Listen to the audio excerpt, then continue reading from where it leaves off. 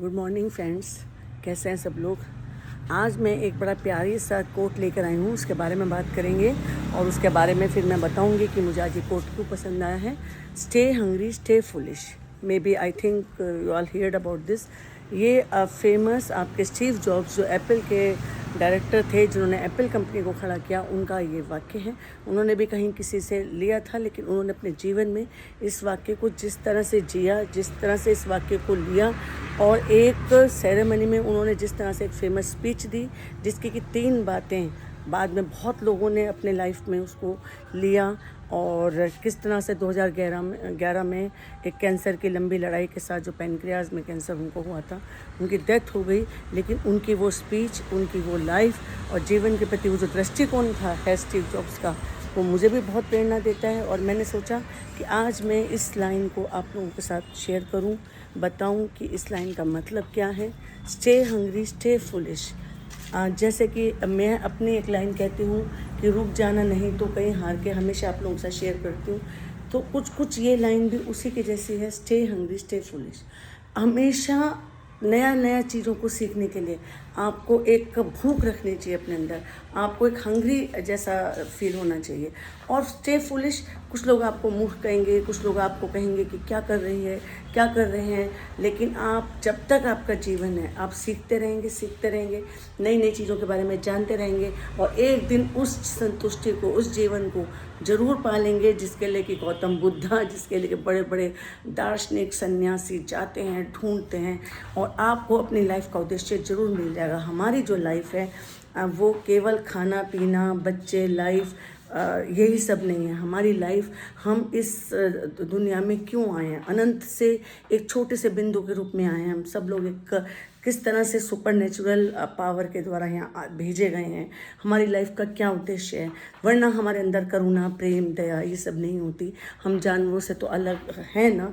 तो जब हम लोगों के अंदर एक मानसिकता है, एक करुणा है, प्रेम है, दया है, सहानुभूति है, दूसरों को जानने की इच्छा है, तो ये 2 वाक्य मेरी लाइफ के स्टे हंग्री स्टे फुलिश जो स्टीव जॉब्स के भी थे, उसको अपनी लाइफ में लाना है, पॉजिटिव रहना है पूरे दिन में। और अब मैं इससे अलग आप लोगों को एक बात बताऊंगी कि स्टीव जॉब्स, जो कि उनकी 3 बातें, जो कि लाइफ में अगर आज भी अगर आप उस लाइफ में उन 3 बातों को वहीं रखते हैं, तो आप देखना कि जो भी आप चाहते हैं वो यूनिवर्स आपको देगी। जैसे कि सबसे पहली बात स्टीव जॉब्स ने कही कि जो आपके मन का काम है ना, उसको कीजिए। अपने बिजनेस को, अपने कारोबार को, उस काम को कीजिए जो आपके मन का है। जैसे कि स्टीव जॉब्स जब पढ़ते थे तो 16-17 साल की उम्र में उन्होंने जो औपचारिक शिक्षा थी वो छोड़ दी थी, और उन्होंने कैलियोग्राफी जो होती है ना, जो डिज़ाइन वगैरह होते हैं, आइकन्स होते हैं, ड्राइंग होती है, उसको सीखना शुरू किया था शौक में।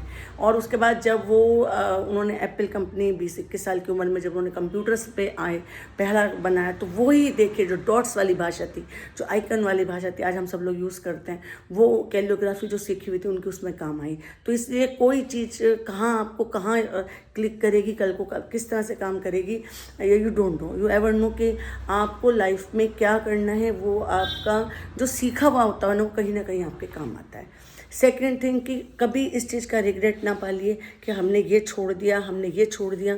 जो कुछ भी होता है ना, वो आपके अच्छे के लिए होता है। हमारी गीता में भी किया कि आप अपना कर्म कीजिए और अब बाकी चीज़ें आप छोड़ दीजिए, क्योंकि आपको नहीं पता कि आपके लिए यूनिवर्स ने क्या सोचा है। आप अब देखिए, मान लीजिए अमिताभ बच्चन है, वो रेडियो की नौकरी करने गए थे, वहाँ उनकी उसी आवाज़ को, जिस आवाज़ के लाखों लोग दीवाने हैं, ये कह दिया गया कि आवाज़ अच्छी नहीं है। आज वो एक लीजेंड है, लिविंग लीजेंड है। लता मंगेशकर जी ने कभी औपचारिक शिक्षा नहीं ली थी। तो इस तरह से गाना, मतलब आप कहेंगे भारत रत्न तक वो गई।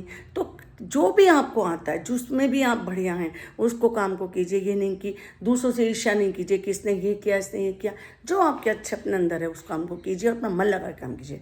थर्ड चीज़, मृत्यु एक शाश्वत सत्य है, बिल्कुल। डेथ जो है वो एक लाइफ में आनी ही आनी है, सबको आनी है, इससे कोई नहीं बच सकता। डेली में ऐसे जीना है जैसे कि लाइफ का आखिरी दिन है। लोगों को माफ़ करते चलें, गुस्से को मन में ना रखें, किसी भी तरह के मन में गिज ना पालें, सबसे प्यार प्रेम से बोलें, अपनी उन्नति में लग जाएं, अपना 100% अपने गोल में दीजिए, अपने साथ खुश रहिए, उस ईश्वर के साथ, अपने लोगों के साथ एक प्यार भरी वाली ज़िंदगी जिए। देखिए 3 बातें आपकी लाइफ को कहाँ से कहाँ बदल देती हैं। Stay hungry stay foolish. Bye, good day.